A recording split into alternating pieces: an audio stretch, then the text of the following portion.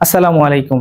Diploma in engineering ভর্তি ইচ্ছুক স্নেহের কচিকাচারা, তোমরা যারা এসএসসি 2025, 24 এবং 2023 ইতোমধ্যে তোমরা জেনে গেছো যে এবছর থেকে ডিপ্লোমা ইন ইঞ্জিনিয়ারিং ভর্তিতে অ্যাডমিশন সিস্টেম আবার চালু হচ্ছে।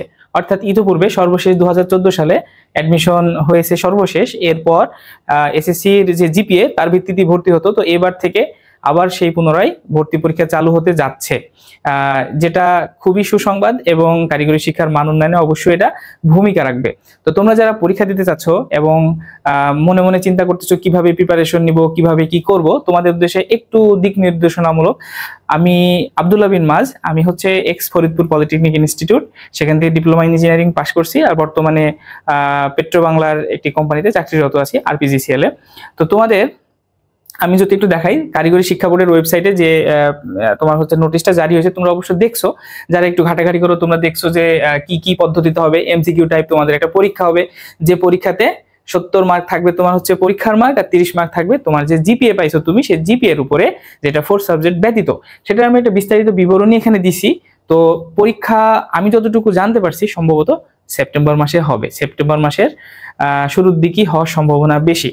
এবং একটাই পরীক্ষা হবে যেখানে 20টা চয়েস দিতে পারবা তুমি, অর্থাৎ 20টা কলেজে 20টা টেকনোলজি দিতে পারবা, অথবা একই কলেজে একাধিক টেকনোলজি সহ মোট 20টা টেকনোলজিতে তুমি চয়েস দিতে পারবা। 20টা টেকনোলজি বলতে মনে করো তোমার কুষ্টিয়া পলিটেকনিক বা ঢাকা পলিটেকনিক ইনস্টিটিউটে তুমি 1 নম্বর চয়েস দিলা সিভিল, ঢাকা পলিটেকনিকে তুমি 2 নম্বর চয়েস ইলেকট্রিক্যাল দিতে পারো। আবার তুমি বগুড়া পলিটেকনিকে 1 নম্বর চয়েস দিতে পারো সিভিল, 2 নম্বর ইলেকট্রিক্যাল। এইভাবে দেখা যাচ্ছে এক কলেজে একের অধিকও দিতে পারবা, আবার একটাও দিতে পারবা। এইভাবে মোট 20টা চয়েস তুমি দিতে পারবা এবং তোমার মেধার ক্রম অনুযায়ী তোমার হচ্ছে চান্সটা হবে আর কি। এবং এর পরবর্তীতে যখন তোমার চান্স হবে, সেটা মাইগ্রেশনের একটা সুযোগ থাকবে। অর্থাৎ তুমি যদি অপেক্ষাকৃত একটু নিচের দিকের সাবজেক্টে চান্স পাও, অথবা দেখা যাচ্ছে প্রাথমিকভাবে তুমি তোমার সিরিয়াল একটু পিছনের দিকে হলো, তাহলে এটা আস্তে আস্তে যখন কেউ ভর্তি হবে না অথবা ভর্তি বাতিল করবে, তখন তুমি কিন্তু আবার উপরের দিকে উঠতে থাকবা। তো চলো আমরা একটু দেখে নিই যা শুধু তোমাদের কি প্রসিডিউরে পরীক্ষা হবে, আর তোমাদের আমি একটু শুধু ধারণা দেবো যে কিভাবে পড়বা, তোমরা কিভাবে পড়লে হবে। আমি যখন ডিপ্লোমা ইন ইঞ্জিনিয়ারিং ভর্তি হই 2012 সালে, তখন কিন্তু আমরা ভর্তি পরীক্ষা দিয়েছিলাম এবং আমাদের সময় ভর্তি পরীক্ষার মার্ক ছিল 50 মার্ক, বোঝা গেছে। এবং আমাদের সময় ভর্তি পরীক্ষায় সাধারণ জ্ঞান ছিল, তোমাদের কিন্তু সাধারণ জ্ঞান নাই। এখানে একটা নতুন জিনিস দিছে, দেখো, এটা হচ্ছে মানসিক দক্ষতা, অ্যাপটিটিউড টেস্ট। তো এই মানসিক দক্ষতাতে তারা 10 মার্ক দিয়ে রাখছে। এর ভিতরে কি কি আছে এখন পর্যন্ত আমরা যা জানতে পারছি তোমাদের আমরা জানাবো ইনশাল্লাহ। প্রথম দেখো বাংলায় হচ্ছে 10 মার্কস, মানে 10টা এমসিকিউ থাকবে। তো বাংলায় 10টা এমসিকিউ থাকবে, এরপর ইংলিশে 10টা এমসিকিউ থাকবে, ম্যাথমেটিক্সে 20 মার্কস, 20টা এমসিকিউ থাকবে। তারপরে বলছে সায়েন্সের ভিতরে ফিজিক্স এবং কেমিস্ট্রি, দুইটা ভাগ আছে। ফিজিক্সে দেখো 10 মার্ক, কেমিস্ট্রিতে 10 মার্ক, আর একটা হলো অ্যাপটিটিউড টেস্ট, এখানে হচ্ছে 10 মার্ক মানসিক দক্ষতায়, এই মোট 70 মার্কস। আর একটা কি বলছে, এসএসসি দাখিল অথবা ইকুইভ্যালেন্ট যেখানেই থেকে পাস করো না কেন, জিপিএ এক্স 4 সাবজেক্ট, অর্থাৎ 4 সাবজেক্টের পয়েন্টটা ব্যতীত তুমি যেটা পাবা সেটা ইনটু 6। অর্থাৎ তুমি যদি ভাইয়া গোল্ডেন এ প্লাস পাও, তাহলে তুমি কত পাবা, 30-এ 30ই পাবা। অথবা আর যদি তুমি মনে করো এ প্লাস পাইলা, কিন্তু সাপোজ তোমার 2-একটা সাবজেক্টে প্লাস মিস হয়েছে, তাহলে কি হবে, ওই যে 4 সাবজেক্ট দিয়ে মনে করো মেকআপ করে তুমি এ প্লাস পাইছো, ওখানে 4 সাবজেক্টের মার্কটা কেটে যেটা তুমি পাবা, দেখা যাচ্ছে 4 সাবজেক্টের মার্ক কেটে তোমার পয়েন্ট আসলো 4.50, সাপোজ। যদি এরকম হয় না, 4 পয়েন্ট মনে করো 61 আসলো বা হোয়াট এভার 50 ধরো, তো 4.50 আসলে 4.50 সেটার সাথে তোমার 6 দিয়ে গুণ হবে, হয়ে তুমি যেটা পাবা সেটা এখানে বসবে। এখন তোমাদের আমি একটু বিস্তারিত বলি। তোমরা অনেকে বাসা থেকে প্রিপারেশন নিচ্ছ, যে বাসা থেকে আমি কিভাবে এটা প্রিপারেশন নিব। যেহেতু আমি এসএসসি সাম্প্রতিক পড়লাম এবং এসএসসির এই প্রিপারেশনই আমার হয়ে যাবে, অবশ্যই এটার সাথে আমি একমত পোষণ করি। তবে জাস্ট শুধু তোমার একটু গাইডলাইন প্রয়োজন। সেই গাইডলাইনটা কি, তুমি কি পড়বা সেটা তোমাকে আমি একটু বলে দেই। প্রথম দেখো বাংলা, তুমি বাংলাতে যে 10 মার্ক আছে ভাইয়া, এর জন্য তুমি কি কি পড়তে পারো। প্রথম, এই বাংলায় 10 মার্কের জন্য তোমার বাংলা হচ্ছে ফার্স্ট পেপার আছে, আরটা কি আছে ভাইয়া, সেকেন্ড পেপার আছে, তাই না? সেকেন্ড পেপার আছে। আচ্ছা, ফার্স্ট পেপারে কি কি পড়বা? ফার্স্ট পেপারে ভাইয়া তোমার যে বিভিন্ন কবি পরিচিতি আছে, তারপরে বিভিন্ন যে পাঠ পরিচিতি আছে, এই কবি পরিচিতিতে যে বড় বড় কবি যেগুলো আছে, বিশেষ করে মনে করো রবীন্দ্রনাথ ঠাকুর, তারপরে কাজী নজরুল ইসলাম, বেগম রোকেয়া সাখাওয়াত হোসেন, এই টাইপের যদি আরো থাকে, বিভূতিভূষণ বন্দ্যোপাধ্যায়, তারপরে মনে করো হচ্ছে জসিমউদ্দিন, তারপরে আল মাহমুদ, তারপরে যদি আরো বলি তোমার শামসুর রহমান, ঠিক আছে, যদি এই টাইপের কবি থাকে, তো মনে করো এই প্রত্যেকটা কবির যে সংক্ষিপ্ত তোমার জীবনী আছে, এই সংক্ষিপ্ত জীবনীটা পড়বা। তারপরে প্রত্যেকটা গল্পের পাঠ পরিচিতি গুলো একটু পড়বা, পড়লে কি তুমি একটা ধারণা পাবা এবং এখান থেকে সাধারণত প্রশ্ন হবে। অর্থাৎ তোমার যে এমসিকিউ গাইডগুলো আছে, তোমার এই গাইডের মোটামুটি প্রশ্ন যদি তুমি পড়ে ফেলো, এবং যেহেতু এসএসসি কয়দিন আগে দিছো, এগুলো তো সব অবশ্যই তোমার পড়া আছে, এগুলো জাস্ট একটু রিভিশন দিবা, এবং জাস্ট শুধু এই কবিদের জন্ম তারিখ, কবিদের অ্যাচিভমেন্ট, তারপরে মনে করো তোমার যে কবিতাটা তুমি মনে করো পড়ছো, তোমার বই আছে, এই কবিতাটা কোন কাব্যগ্রন্থের অন্তর্গত, এইরকম ছোট ছোট কিছু প্রশ্ন আছে, সেইগুলো তোমার ফার্স্ট পেপার থেকে সাধারণত এসে থাকে। এরপর আসে সেকেন্ড পেপার। সেকেন্ড পেপারে কি আচ্ছা, ফার্স্ট পেপার আরেকটা জিনিস, ওই যে কয়েকজন কবির নাম বললাম, এই স্পেসিফিক কিছু কবি মনে করো তাদের জন্ম তারিখ, মৃত্যু তারিখ, তারা কোন আমলে নোবেল পাইছে, কোন আমলে কোন পুরস্কার পাইছে, এগুলো কিন্তু একটু দেখে নিও। এরপরে সেকেন্ড পেপার। সেকেন্ড পেপারে কি পড়বো ভাইয়া? সেকেন্ড পেপারের খুবই সহজ জিনিস।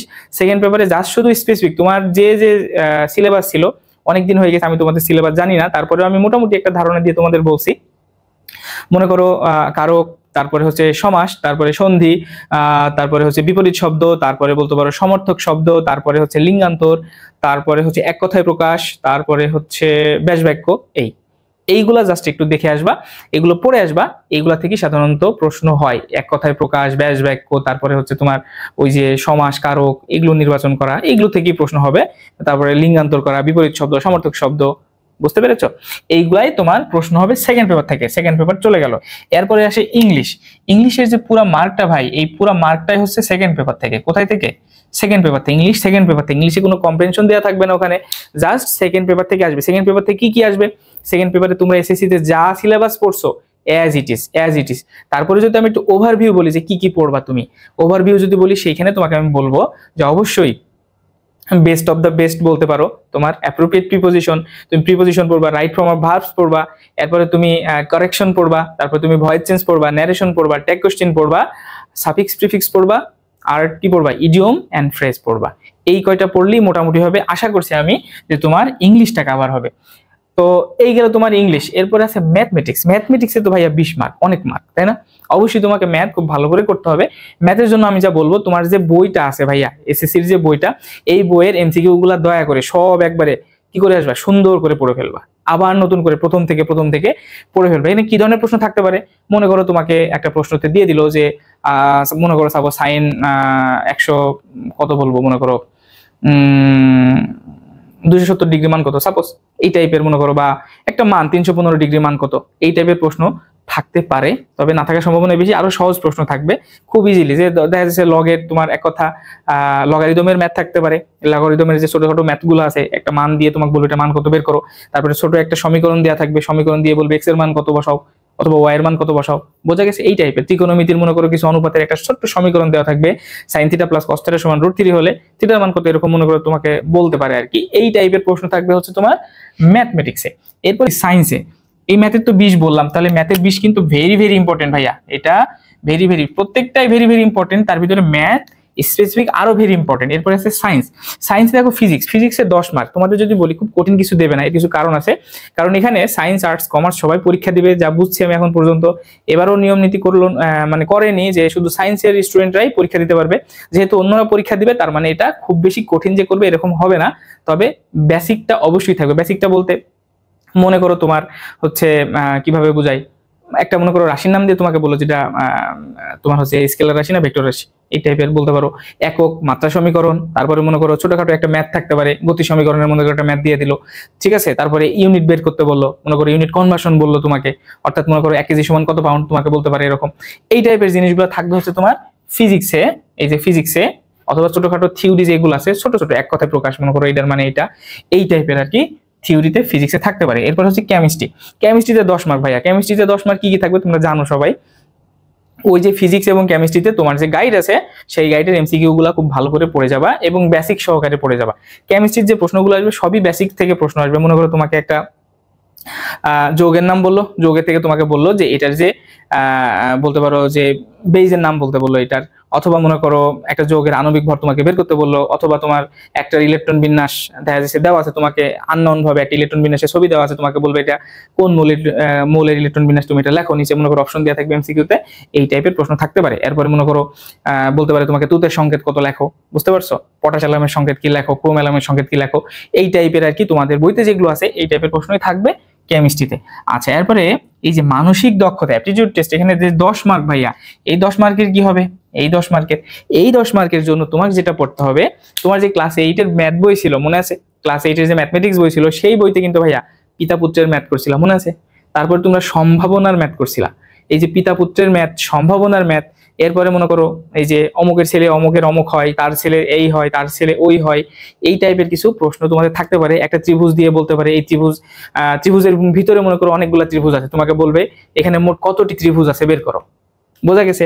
এই টাইপের প্রশ্ন থাকতে পারে। তারপরে যে খ গ মিলে একদিনে এত কাজ করে, অমুক দিনে, তাহলে একত্রে তারা কয় দিনে কাজ করবে, এই টাইপের প্রশ্ন থাকতে পারে। অর্থাৎ পাটিগণিতটা তোমার এই অ্যাপটিটিউড টেস্টের জন্য গুরুত্বপূর্ণ। এরপরে এরকম বলতে পারে যে মনে করো হচ্ছে মাছ নদী, এটা অ্যানালজি টাইপের প্রশ্ন। এরপর তোমার মাছ নদী, এরপরে দেওয়া থাকবে সাগর, মনে করো অপশন দেওয়া আছে সাগরের সাথে, সরি এরপরে আকাশ দেওয়া আছে, অপশন দেওয়া আছে মনে করো হাঁস মুরগি, তারপরে মনে করো এরোপ্লেন হাবিজাবি। এই তো এখান থেকে তুমি কি, যেহেতু মাছ নদী তাহলে আকাশ, সাথে সাথে এরোপ্লেন বা পাখি টাইপের যেগুলো থাকে এই টাইপের।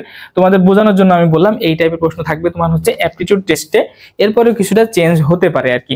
তো ফাইনালি এখানে হচ্ছে তোমার 70 মার্কের যে এমসিকিউ পরীক্ষাটা হবে ভাইয়া, এই 70 মার্ক, আর এখানে হচ্ছে 30 মার্ক। তো পলিটেকনিক ইনস্টিটিউটে যদি তুমি পড়তে চাও তাহলে অবশ্যই তোমাকে টেকনোলজির ব্যাপারে একটু কিন্তু খেয়াল রাখতে হবে। সেটা তোমাদের আমি আগামী ভিডিওতে বলে দিব ইনশাল্লাহ, যে তুমি কোন টেকনোলজি কিভাবে চয়েস দিবা, এবং তোমার চয়েস লিস্টের উপরে কিন্তু তোমার চান্স পাওয়া অনেকটা ডিপেন্ড করবে। অর্থাৎ মনে করো কলেজগুলোর যে আছে, সিরিয়াল আছে, কিছু ভালো কলেজ আছে যেখানে সবাই পড়তে চায়, এবং কিছু কলেজ আছে যেগুলো নতুন কলেজ। তো নতুন কলেজের কারণে কিন্তু সেই কলেজে অনেকে যেতে চায় না, যে না এটা আমার বাড়ি থেকে একটু দূরে, যার কারণে অনেকে যেতে চায় না, বা আরো কিছু কারণ আছে। তো যদিও এখন আর টিচারের কোনো ঘাটতি নাই আলহামদুলিল্লাহ, কিছুদিন আগে তোমরা খুশি হবা জানলে প্রচুর টিচার নিয়োগ হয়েছে, এবং কলেজে সরকারি পলিটেকনিক ইনস্টিটিউট টিচারের আর কোনো ঘাটতি নাই আর কি। ঠিক আছে, যে কলেজেই যাও না কেন সেই কলেজেই ভালো শিক্ষা পাবা বলে আশা করি। তো চয়েস লিস্ট কিভাবে সাজাবা সেটা নিয়ে তোমাদের আমি এর পরের ভিডিওতে জানাবো ইনশাল্লাহ। চয়েস লিস্ট কিন্তু তোমার চান্সের জন্য বলতে পারো যে অনেক গুরুত্বপূর্ণ। আচ্ছা, এখন তোমাকে বলি, তোমার যে এখানে দেখো এই যে 70 মার্কের তোমার পরীক্ষা হবে, এই 70 মার্কের ভিতরে তুমি কত পেলে তুমি সেফ জোনে থাকবা, আর কত পেলে তুমি অসেফ জোনে থাকবা, সেটা যদি তোমাদের বোঝাই, এখানে দেখো ভাইয়া এই 70-এর ভিতরে তুমি যদি 50 পেয়ে আসো, কত পেয়ে আসো, 50 প্লাস পেয়ে আসো, 50 না শুধু 50 প্লাস, বলতে পারো যে 70-এর ভিতরে যদি কেউ 60 পাও, তাহলে আমি তোমাকে বলতে পারি যদি তুমি 60 পাও 70-এর ভিতরে, তাহলে তোমার সিভিল, ইলেকট্রিক্যাল,